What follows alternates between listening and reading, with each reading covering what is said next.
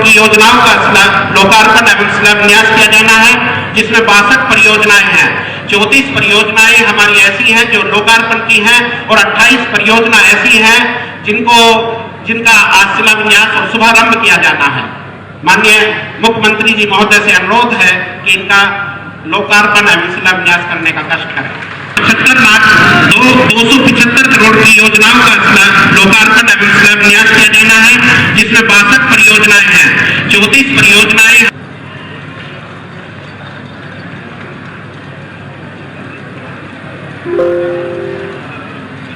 आनंद पुलकित होकर आंखों में प्रेम अश्रु बरसाए, आपसी भेद मिटाकर एक दूसरे को गले लगाए।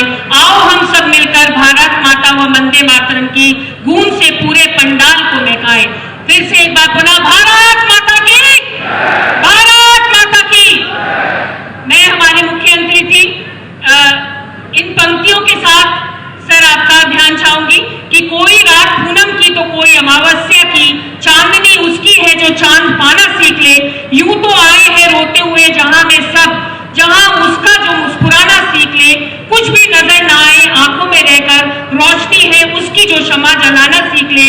हर सीने में दिल और दिल में प्यार है, प्यार मिलता है उसी को जो दिल लगाना सीख ले। लोगों का काफिला तो उसके साथ होता है जो सच्चे दिल से रिश्ते निभाना सीख ले। खुशी की तलाश में जिंदगी गुजर जाती है पर खुशी मिलती है उसी को जो दूसरों के गम भुलाना सीख ले। जी हाँ, ऐसे ही हमारे मुख्यमंत्री, एक बार हमारे मुख्यमंत्री श्री आदित्यनाथ जी के लिए जोरदार तालियों के साथ स्वागत।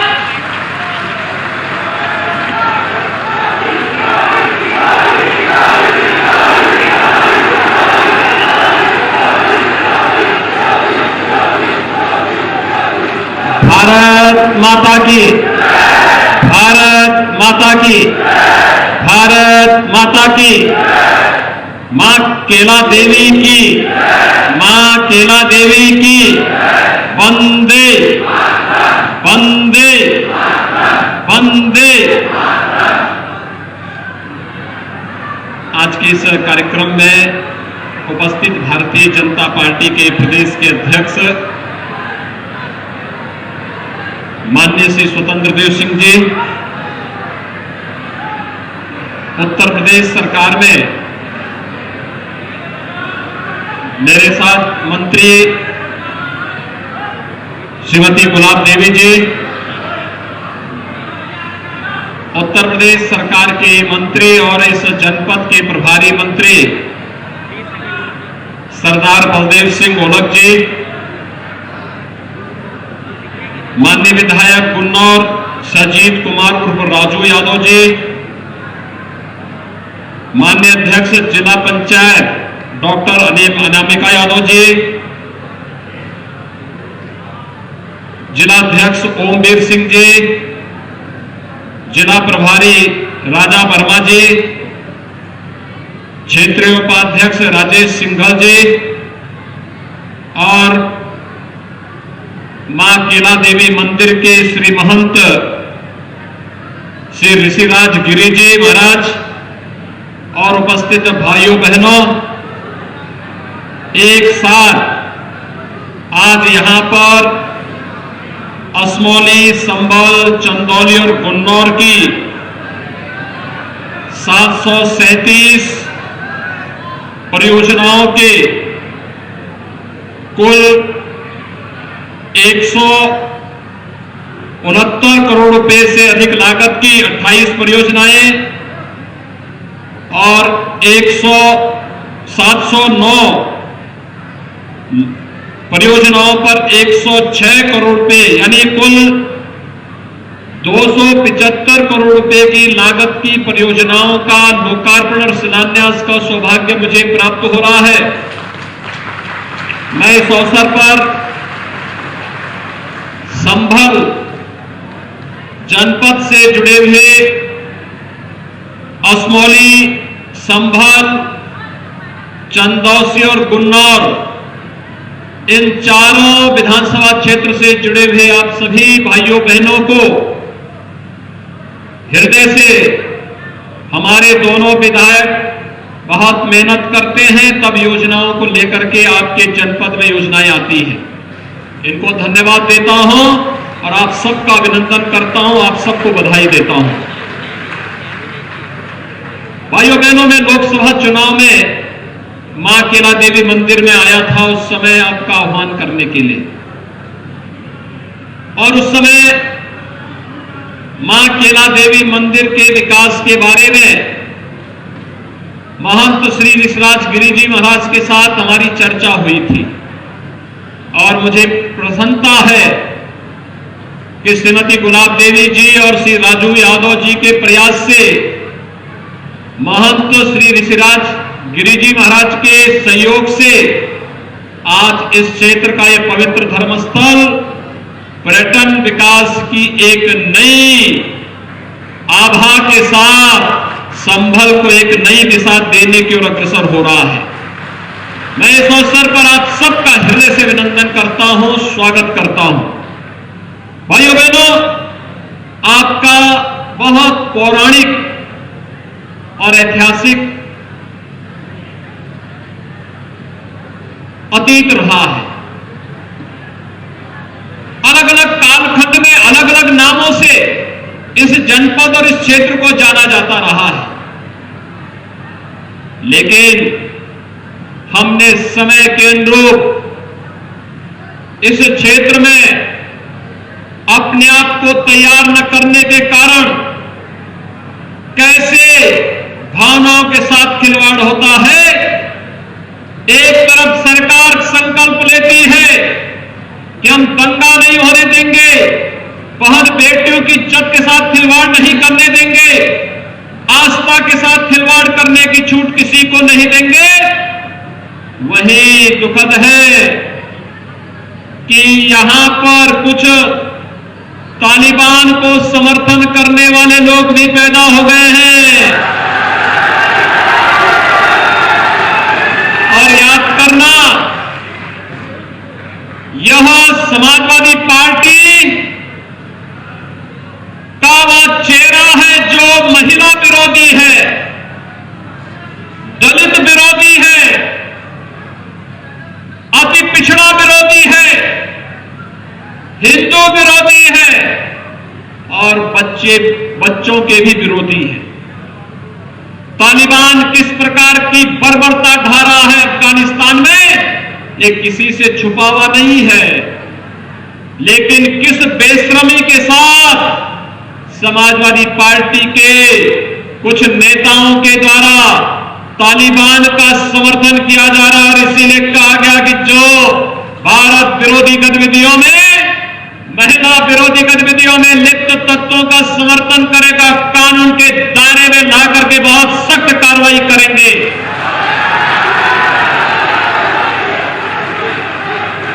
भाइयों बहनों, भारतीय जनता पार्टी का संस्कार तो हमेशा से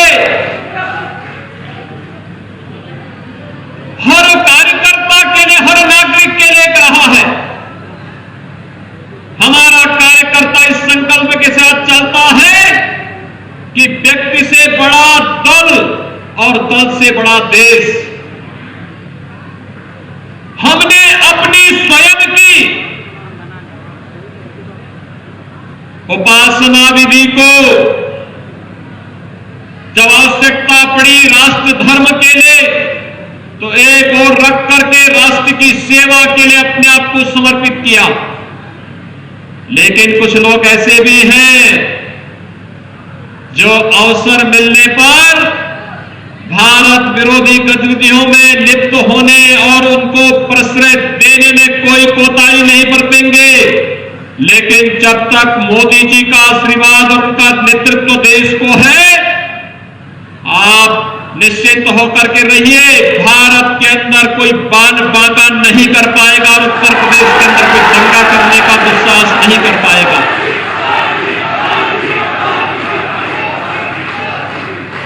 भाइयों बहनों, विकास हर एक नागरिक के जीवन में परिवर्तन लाएगा।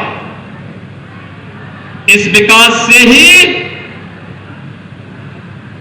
हर एक नागरिक के चेहरे पर खुशहाली आएगी। कहीं सड़क, कहीं बिजली, बिजली, कहीं पानी, कहीं आंगनबाड़ी भवन, कहीं चिकित्सालय का भवन, कहीं ITI, कहीं पॉलिटेक्निक, कहीं डिग्री कॉलेज, कहीं इंटर कॉलेज। जहां जिस चीज की आवश्यकता होगी हम लोग उस संकल्प के साथ आगे बढ़ रहे हैं। आप देख रहे होंगे कोरोना के दौरान विपक्षी दलों के लोग घरों में बैठ करके मौज मस्ती कर रहे थे, ट्विटर पर आरोप प्रत्यारोप कर रहे थे और मोदी जी के नेतृत्व में भारत सरकार और उत्तर प्रदेश सरकार भी जनता जनार्दन की सेवा के लिए अपने आप को समर्पित होकर के कार्य कर रही थी। जनधन अकाउंट धारी जितनी माताएं थी उनके बैंक खाते में पैसा देने का मामला रहा हो, किसान सम्मान निधि से जुड़े हुए किसानों के खाते में पैसे की बात रही हो, निराश्रित महिला, दिव्यांगजनों और वृद्धजनों के बैंक अकाउंट में सीधे पैसा देने का मामला रहा हो, या फिर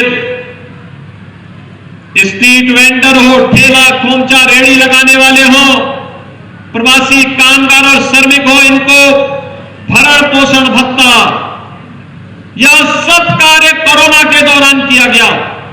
फ्री में उपचार की व्यवस्था भी की गई और जनता जनार्दन का आशीर्वाद भारतीय जनता पार्टी को मिला तो प्रधानमंत्री जी ने कहा कि संकट के समय में हर गरीब को फ्री में राशन भी मिलना चाहिए। यह काम भी केवल भारतीय जनता पार्टी ने किया है। आखिर पिछली सरकारें क्या कर रही थी? ये काम कांग्रेस ने, सपा ने, बसपा ने क्यों नहीं किया? क्योंकि गरीब उनके एजेंडे का हिस्सा नहीं था, किसान उनके एजेंडे का हिस्सा नहीं था, श्रमिक उनके एजेंडे का हिस्सा नहीं था। गरीब को मकान मिले ये उनको अच्छा नहीं लगता था, हर गरीब के घर में शौचालय बने, नारी गरिमा की रक्षा हो, यह उन्हें अच्छा नहीं लगता था, हर गरीब के घर में विद्युत का कनेक्शन मिले, यह उन्हें अच्छा नहीं लगता था, हर गरीब को आयुष्मान भारत का 5 लाख रुपए का हर वर्ष स्वास्थ्य बीमा का कवर मिले, यह उन्हें अच्छा नहीं लगता था। ये वही प्रदेश है जो 2017 के पहले कोई गौ माता सुरक्षित नहीं रहती थी और आज गौ माता को छेड़ने वाला व्यक्ति अपने को सुरक्षित महसूस नहीं करता होगा। यही अंतर है। पहले भैंसा गाड़ी चलाने वाला भैंसावान अगर अपना भैंसा गाड़ी लेकर के शहर की तरफ कहीं देहात में कहीं जाता था, अगर 5 मिनट के लिए इधर उधर हो गया इतने में भैंसा गायब हो जाता था, बैलगाड़ी वाले की बैलगाड़ी गायब हो जाती थी। लेकिन अब तो अवैध बूचड़खाने बंद कर दिए गए, अब तो कोई गायब नहीं कर सकता। और यही तो परेशानी है कांग्रेस, समाजवादी पार्टी और बहुजन समाजवादी पार्टी को, क्योंकि इनका धंधा बंद हो गया। इनको यही परेशानी है, धंधा इनका बंद हो गया। पहले बहन और बेटियां स्कूल नहीं जा पाती थी, स्कूल के लिए निकले कब कौन गुंडा किस बहन और बेटी की इज्जत के साथ खिलवाड़ कर दे, कब उसको उठा करके लेके चला जाए। और आज बहन बेटियों की इज्जत के साथ खिलवाड़ करेगा तो दुर्योधन और दुशासन जैसी दुर्गति को प्राप्त हो जाएगा। भाइयों बहनों, हम लोगों ने तो कहा पुलिस की भर्ती निकलेगी, संबल के नौजवान को भी उसमें भर्ती मिलना चाहिए और भर्ती में 20% बेटियों की भर्ती होना चाहिए। आज उत्तर प्रदेश पुलिस में 30,000 महिला आरक्षी बालिकाओं और बेटियों की सुरक्षा कर रही है। मिशन शक्ति के तीसरे चरण के कार्य के साथ जुड़ करके उन्हें कन्या सुमंगला योजना, सामूहिक विवाह योजना, महिला पेंशन की योजना, दिव्यांग जन की पेंशन योजना, राशन की योजना और शासन की वे हर योजनाओं का लाभ दे रहे हैं, चाहे वह बेटी बचाओ बेटी पढ़ाओ का हो, मातृवंदना का हो, हर एक योजना के साथ आज उन्हें जोड़ने का कार्य हो रहा है। ये बदली हुई उत्तर प्रदेश की वो तस्वीर है जहां जनता जनार्दन के लिए सरकार उनकी सेवा के लिए पलक पावड़े बिछा करके उनके साथ खड़ी है, उनके सुख में उनके दुख में हर समय उनके साथ खड़ी है। एक समय वह भी था पर्व और त्योहार आते थे, दंगे शुरू हो जाते थे, हम दुर्गा पूजा नहीं कर पाते थे, जन्माष्टमी नहीं मना पाते थे, शिवरात्रि का आयोजन नहीं हो पाता था, दीपावली और दशहरे के अवसर पर पहले से दंगे शुरू हो जाते थे। हम लोगों ने कहा कि भाई देखो, पर्व और त्योहार शांतिपूर्ण ढंग से होने चाहिए और कोई विघ्न बाधा पैदा करेगा तो याद करना उसकी पूरी संपत्ति जब्त होगी, सरकारी संपत्ति को नुकसान पहुंचाओगे। तो भाइयों बहनों, सरकार ने घोषणा की कि सरकारी संपत्ति, गरीब की संपत्ति, व्यापारियों की संपत्ति को नुकसान पहुंचाया तो याद करना कि खानदान बिक जाएगा, 7 पीढ़ियां इस भरपाई को करते करते थक जाएंगी। इसलिए मत करो, दंगा फसाद मत करो, संपत्ति को नुकसान मत पहुंचाओ, और करोगे तो फिर भरोगे भी। और इसलिए भाइयों बहनों, आज आप देख रहे होंगे कितना शांतिपूर्ण ढंग से पर्व और त्योहार मनाए जा रहे हैं। लोग कहते थे अयोध्या में राम मंदिर बनेगा तो हम ये कर देंगे, मैंने कहा हम केला देवी के मंदिर से ही शुरू कर देते हैं। मैं पिछली बार आया था और महंत जी से मेरी चर्चा हुई थी, मैं वहां माई का दर्शन करने के लिए गया था। भाइयों बहनों, वहां हमने दर्शन किया, माई का बड़ा आशीर्वाद मिला था। मेरी आज भी इच्छा थी, लेकिन मैं आपको आश्वस्त करता हूं, फिर आऊंगा वहां पर दर्शन करने के लिए। पर्यटन विकास की ढेर सारी योजनाएं बन रही हैं और भी योजनाएं भी आने वाली हैं। विकास से ये क्षेत्र कहीं अपने को विकसित महसूस न करे, लेकिन याद करिए, अगर असमौली और संबल में भी भारतीय जनता पार्टी का विधायक होता तो गुलाब देवी और राजू यादव की तरह ही विकास के लिए एड़ी चोटी लगाकर के योजनाओं का लाभ वहां भी दिया होगा। मैं धन्यवाद दूंगा आप लोगों को कि डॉक्टर अनामिका यादव को जिला पंचायत के अध्यक्ष के रूप में संभल जिले के अंदर आप सबने जितवाने में अपना योगदान किया, और ज्यादातर ब्लॉक प्रमुख में भारतीय जनता पार्टी का कार्यकर्ता बना है। भाइयों बहनों, मैं आप सबका आह्वान करूंगा कि सभी हमारे जिला पंचायत अध्यक्ष, विधायकगण, मंत्रीगण, ब्लॉक प्रमुखगण, ग्राम प्रधानगण शासन की योजना के साथ जोड़ करके आप सबके विकास के लिए, आपकी खुशहाली के लिए कार्य करेंगे। और सरकार की ओर से मैं आश्वस्त करता हूं, विकास के लिए पैसे की कमी नहीं होने दी जाएगी, कहीं कमी नहीं होने दी जाएगी। आह्वान करूंगा, असमौली और संभल पर भी अगली बार जैसे चंदौसी और गुन्नार में भारतीय जनता पार्टी जीती है, ऐसे ही वहां पर भी भारतीय जनता पार्टी के विधायक आने चाहिए। यही आह्वान करने के लिए मैं आया हूं। मैं आपसे पूछना चाहता हूं, भाइयों बहनों, मैं आपसे पूछना चाहता हूं, ये बताइए, क्या कांग्रेस की सरकार रहती तो क्या अयोध्या में भगवान राम का मंदिर बन पाता? क्या ये पवित्र कार्य समाजवादी पार्टी कर पाती?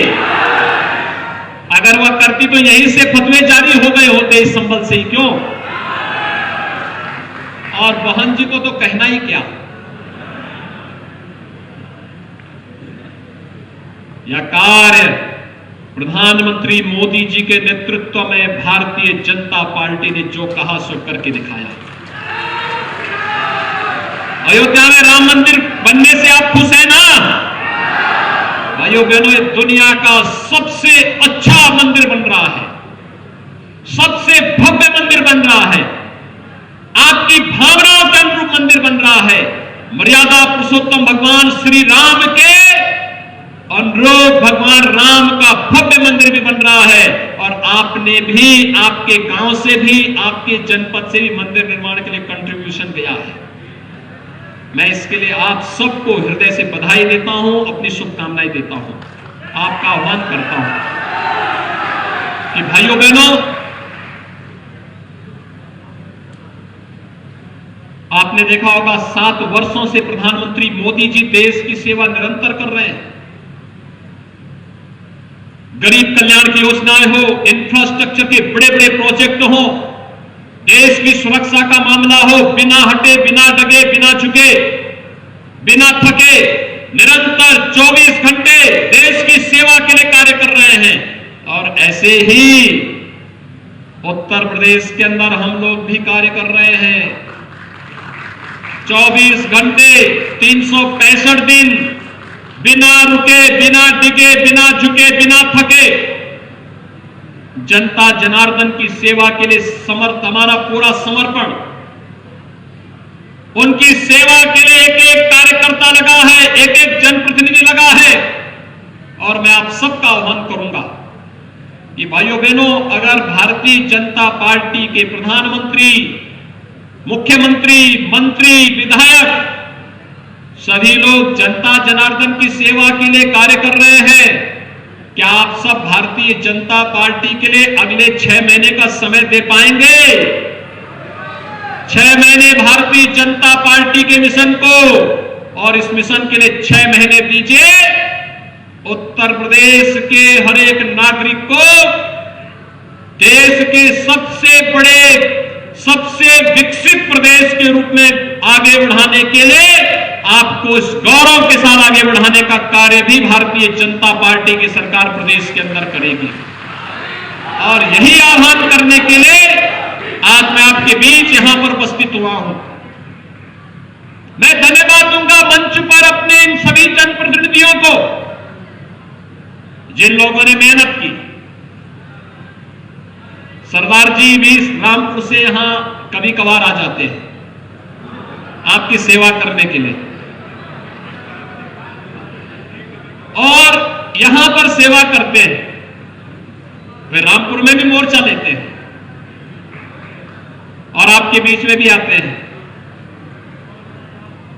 आपके साथ ही यहां पर सरकार की मंत्री श्रीमती गुलाब देवी जी, उनको प्रदेश के अंदर भी काम करना होता है, जनपद के अंदर भी काम करना होता है, विभाग में भी कार्य करना होता है। वे भी यहां पर विकास के लिए मेहनत करती हैं। श्री राजू यादव भी विधानसभा में कमेटियों की बैठक के साथ साथ विधानसभा और जनपद के विकास के लिए चिंता करते हैं। आज हमारी जिला पंचायत के अध्यक्ष भी है, तमाम ब्लॉक प्रमुख भी हैं। ये सभी लोग मिलकर के विकास के लिए जिस प्रतिबद्धता के साथ कार्य कर रहे हैं, उस प्रतिबद्धता के लिए इन सबको मैं हृदय से अभिनंदन करता हूं। ढेर सारी विकास की इन परियोजनाओं के लिए आपको मैं बधाई देता हूं, अपनी शुभकामनाएं देता हूं। और भाइयों बहनों, मैं आप सबको आह्वान करता हूं, आने वाले समय में सरकार ने तय किया है, हम प्रदेश के सभी 75 जनपदों में एक मेडिकल कॉलेज अवश्य बनाने का कार्य करेंगे।